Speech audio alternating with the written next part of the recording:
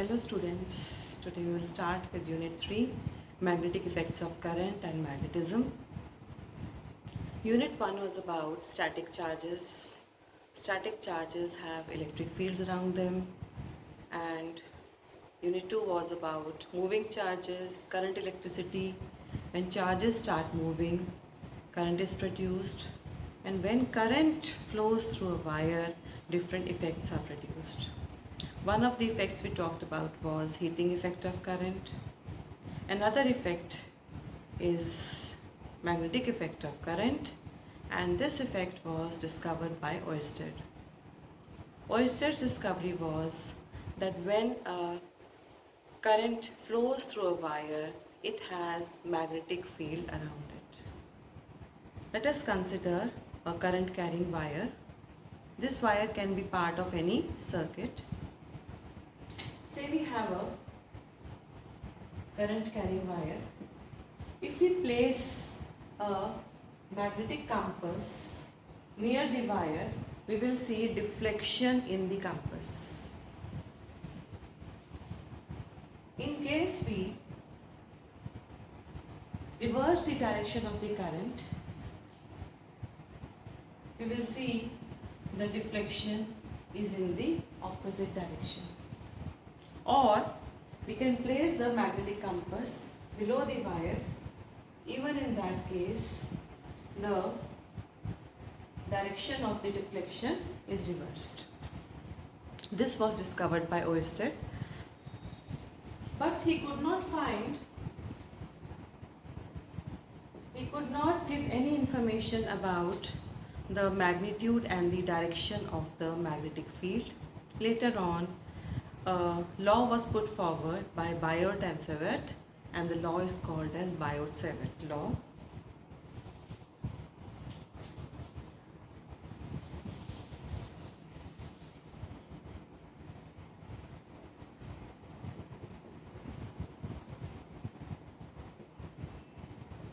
Before we state this Biot-Savart law, let us consider a wire, say XY, in which current is flowing.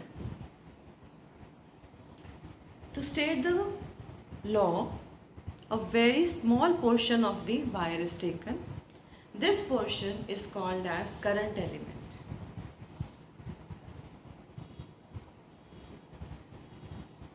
So this current element is actually an infinitesimal wire or infinitesimal conductor whose length is dl.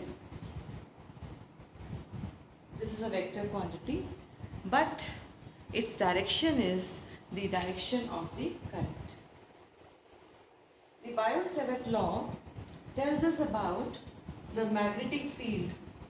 Let us say the magnetic field is denoted by B. When we talk about the magnetic field due to an infinitesimal current element dl, we will write the magnetic field as dB, a small magnetic field due to the infinitesimal current element dl. This magnetic field is found to depend upon 4 factors. Let us here first consider a current element AB of length dl. Direction is same as the direction of the wire. Let us take here a point P where we want to find the magnetic field. The distance between the current element and the point P, let it be r, and let r be the position vector between the current element and the observation point P. Let theta be the angle between dl and the position vector. Then dB is directly proportional to I, the current flowing through the wire. Secondly, dB is directly proportional to dl, the length of the current element. Thirdly, dB is directly proportional to sine of theta, the angle between the position vector and the current element. And lastly, dB is inversely proportional to square of the distance r. If we combine these factors, we can write dB equals to a constant of proportionality k I dl sin theta by r square.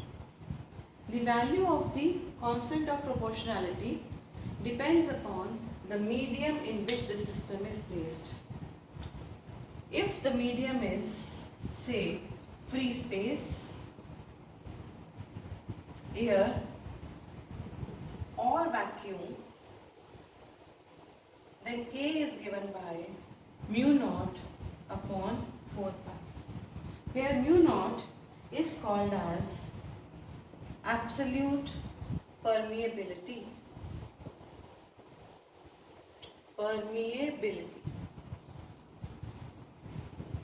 Of free space, and the value of mu naught upon 4 pi is 10 raised to power minus 7 Tesla meter per ampere. Here Tesla is the SI unit of magnetic field intensity. This means mu naught would be equal to 4 pi into 10 raised to power minus 7. How are we getting these units? We can see from the relation dB would be equal to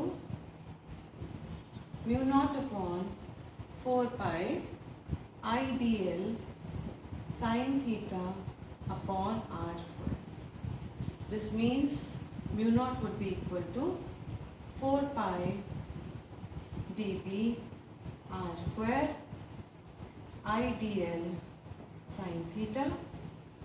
Writing the SI units for all the physical quantities, we can say 4 pi doesn't have, it is a constant, dB has a unit Tesla, r square meter square, I ampere, dl meter, and sin theta is again a number, so the unit becomes Tesla meter per ampere.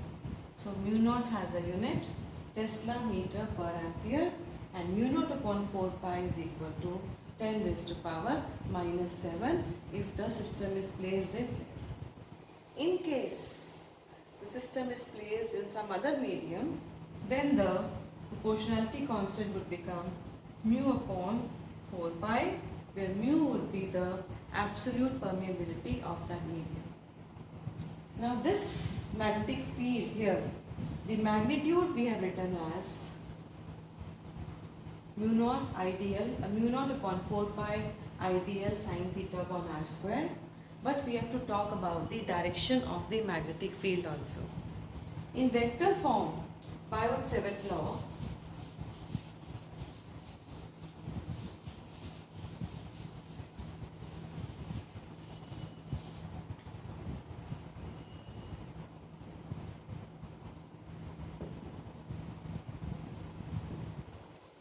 Biot's seventh law, in vector form, it can be written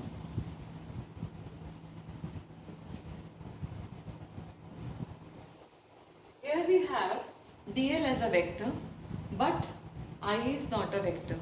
So here we will take r as the vector and you use its unit vector here, I dl cross r upon r square. Here I have taken the unit vector of the position vector r. Or alternative we can write as, since unit vector is equal to the vector upon its magnitude, we can write it as mu naught upon 4 pi I dl cross r divided by r cube. Denominator has the magnitude r, so I have taken here the vector in the numerator and the denominator magnitude I have put r cube. So in vector form, D can be written as this. This means at all times the magnetic field will be in a direction which will be given by the cross product of dl and r. That is, B is always perpendicular to the current element and to the position vector also. That is, the magnetic field is in a plane perpendicular to the plane of dl and r. We can use Biot-Savart law to find the magnetic field due to different current carrying wires. Let us use this law to find the magnetic field due to a circular current carrying coil.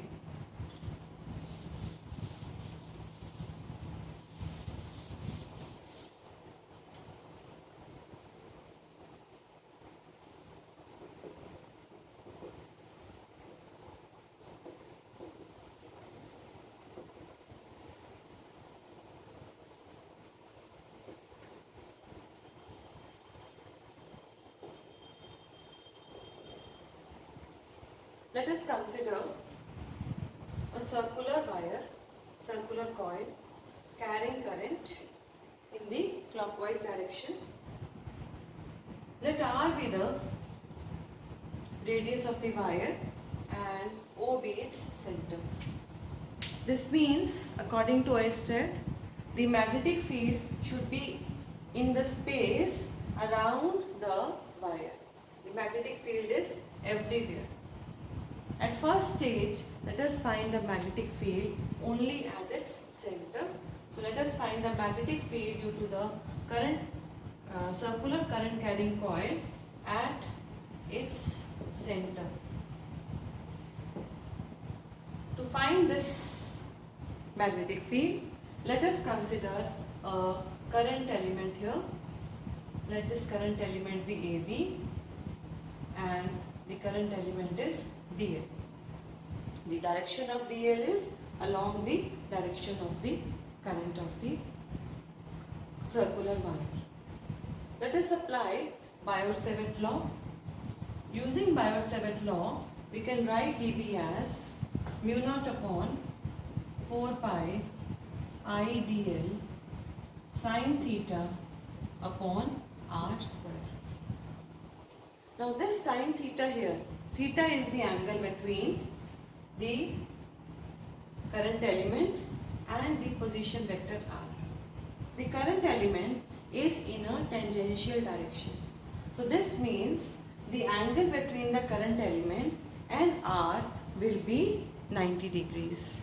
So this theta is actually 90 degrees. We can substitute, we will get mu naught upon 4 pi I dl by r square. This is the magnetic field due to a current element dl. We can divide the wire into such many current elements and add up the magnetic field due to all the current elements. If we do so, the magnetic field would be integral of all such magnetic fields due to all the current elements. This would become integral of mu naught upon 4 pi I dl upon r square. In this integral, mu naught upon 4 pi I and r square, these are constants. We can take them out of the integral and we will be left with integral of dl. This integral of dl means that we will add up the lengths of all the current elements. If we talk about all the current elements, it would mean the circumference of the circular wire. And the circumference of a circle is 2 pi r. We can write it as mu naught upon 4 pi I r by r square into 2 pi r. Cancelling 2 pi and 4 pi, we get here 2. 1 r gets cancelled. And finally, B comes up to be mu naught I upon 2r. This is the magnitude of the magnetic field at the center of the current carrying coil. The direction is given here by right hand thumb rule.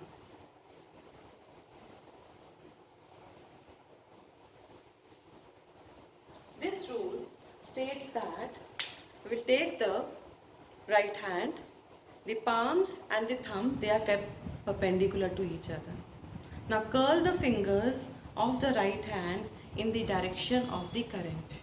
If we curl the fingers of the right hand in the direction of the current, the extended thumb will give the direction of the magnetic field at the center. So in this case, if these are the curled fingers pointing in the clockwise direction, the extended thumb is pointing perpendicular inwards to the plane of the board. So the magnetic field at the center will be perpendicular to the plane of the board pointing inwards. So we have the magnitude here, the direction. Later on, we can also find the magnetic field along the axis. In the next class, we will talk about that. Till then, stay safe, stay happy. Goodbye. Thank you.